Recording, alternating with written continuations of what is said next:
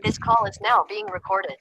Oke, Assalamualaikum warahmatullahi wabarakatuh. Kami dari kelompok 1 akan menjelaskan tentang mata kuliah algoritma dengan materi struct atau record. Pertama-tama, kami akan menjelaskan nama-nama kami terlebih dahulu. Nama saya Muhammad Lutfi Hasan dengan NIM 41519110213. Ya, oke. Nama saya Fuga Abdul Hafiz dengan NIM 41511911009. Iya, dengan saya Angela Barimbing dengan NIM 41519110204. Dengan nama saya Norpendi Salapurba dengan NIM 41519110157.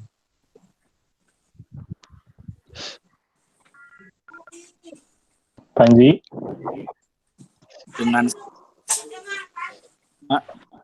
NIM 9110220. Dengan saya Taufik Ismail dengan NIM 41519110032. Dengan saya dan Reka Putra dengan NIM 41519110050. Ya, dengan member terakhir yaitu Aldi Rivaldi yang tidak bisa hadir dikarenakan disuruh lembur kerja pada hari ini, Jumat, tanggal 1 Mei 2020. Jadi untuk urusannya itu kami serahkan kepada Aldi Rivaldi untuk izin kepada Bu Umi. Oke, kita langsung saja ke slide selanjutnya, yaitu pembahasan materinya. Dipersilahkan kepada Norpendi. Oke, record atau struct dalam bahasa C++ banyak digunakan untuk menyimpan data dalam jenis yang banyak. Dalam pemrograman, record digunakan untuk membuat sebuah tipe data baru yang kita inginkan. Dalam hal ini, record mempunyai dua struktur, yaitu record yang mewakili baris dan file yang mewakili kolom. Ya, dipersilakan pada saudara Panji. Berikut pengertian secara teorinya. Record dari 2 lebih variabel.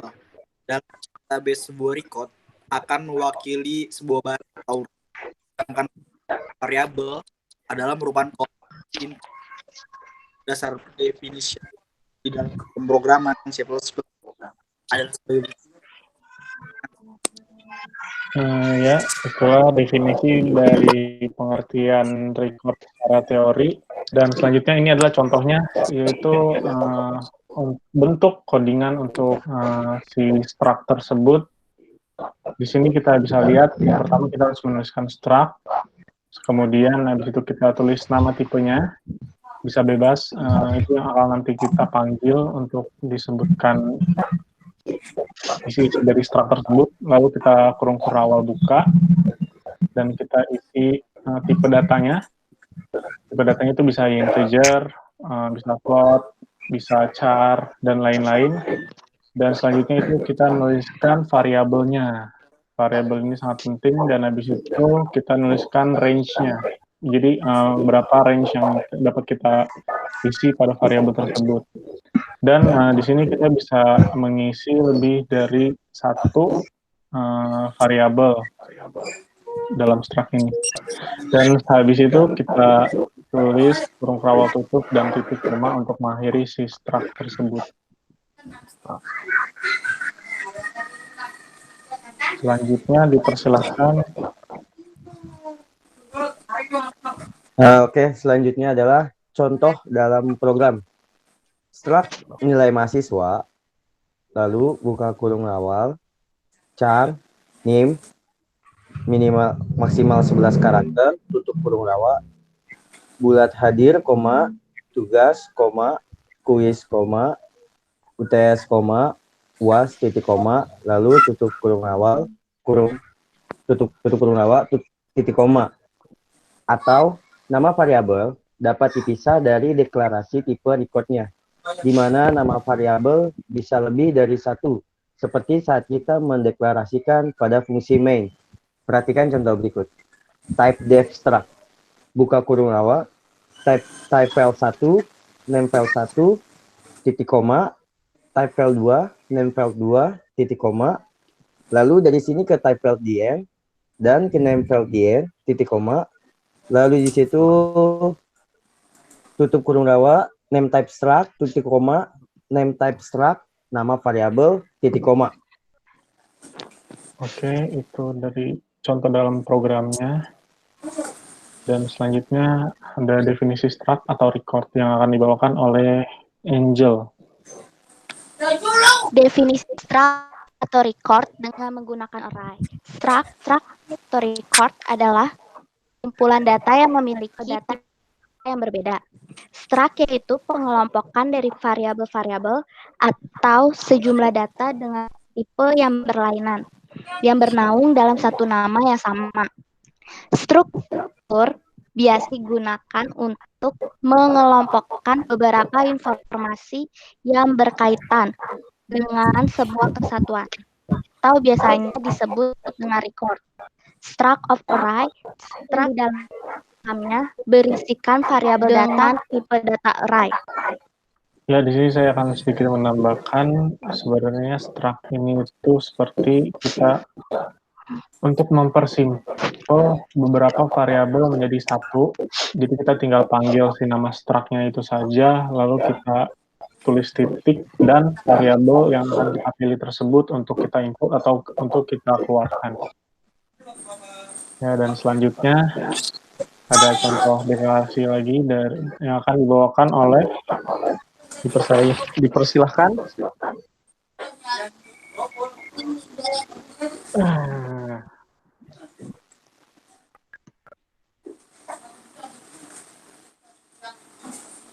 Dipersilahkan ayo pada Silakan mereka. mereka.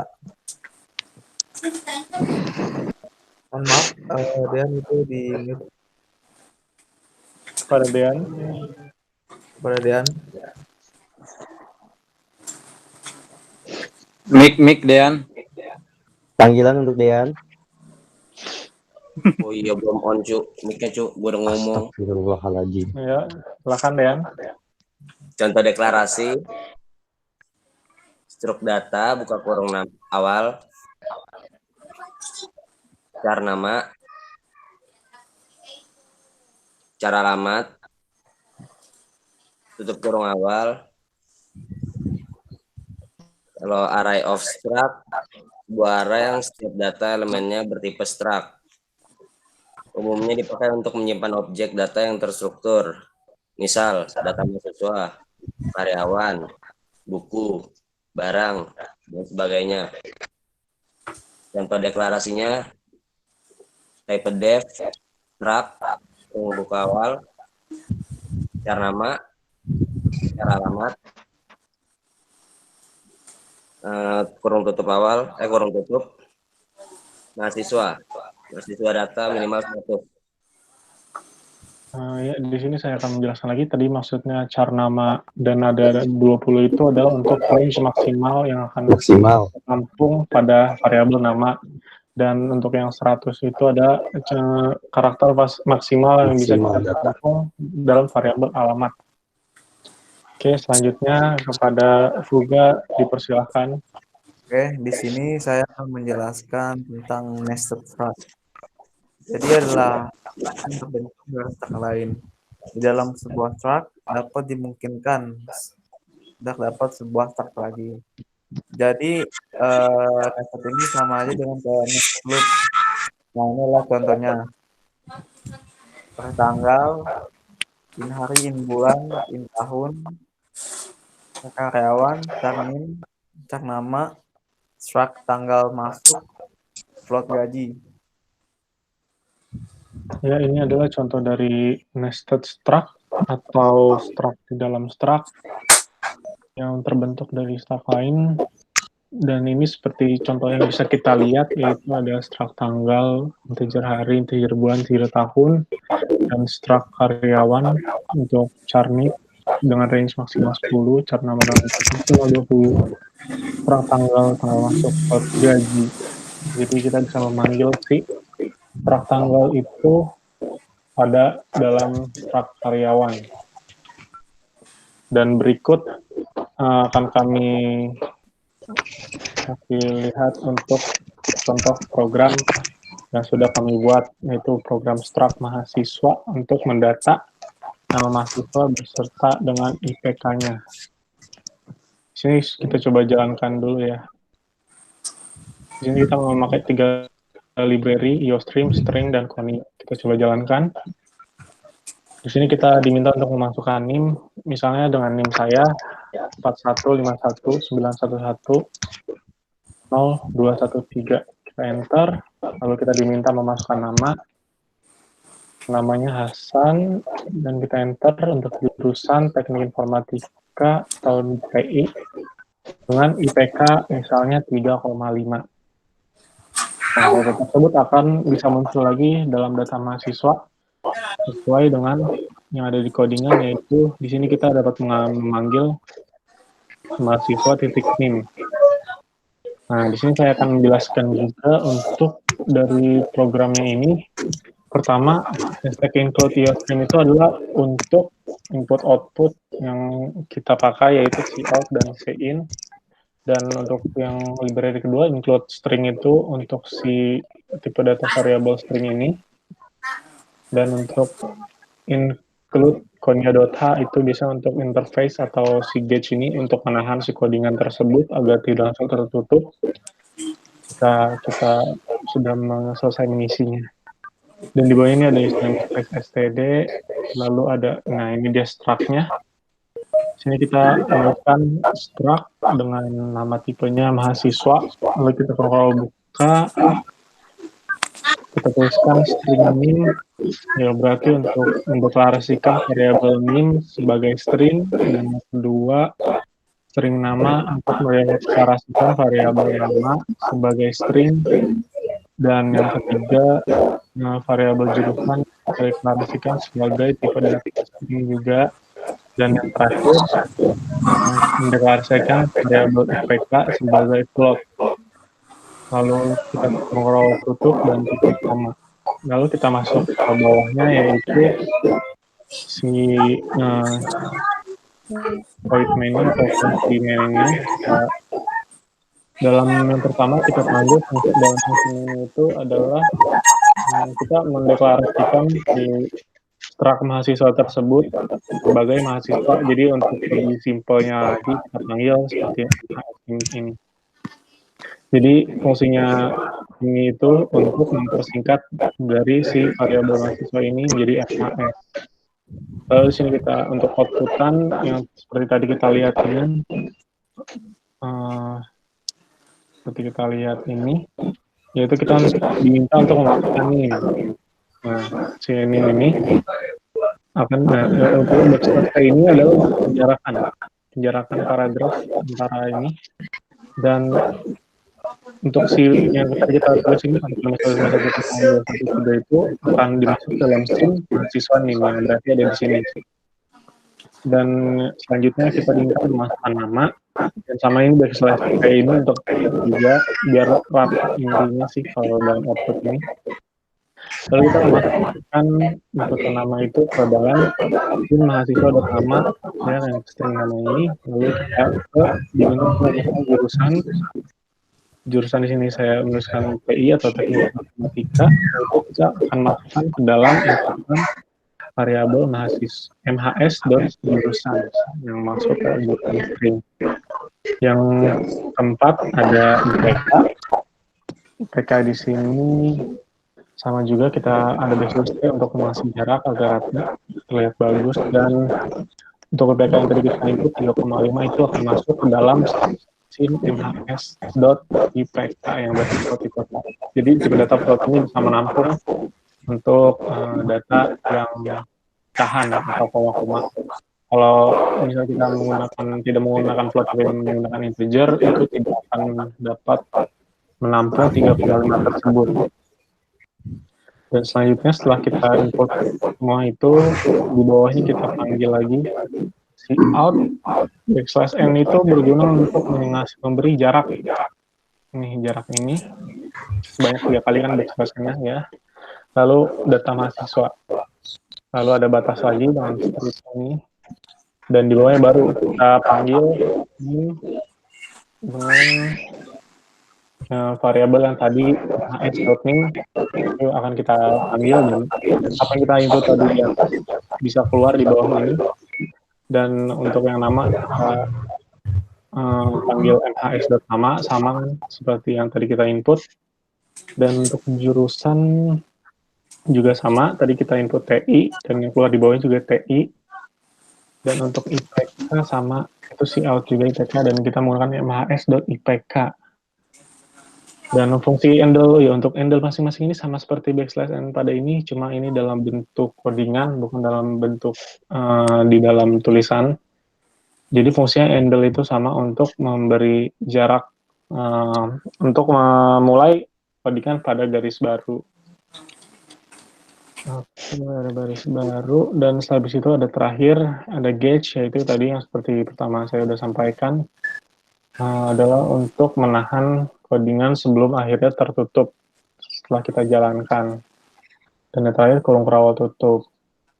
Nah, ini adalah contoh program dari kelompok 1, dan sekiranya mungkin begitu saja. Kita coba ulang jalan lagi ya. Kita masukkan NIM, misalnya kita coba dengan NIM Fuga. Coba Fuga sebutkan NIM-nya berapa?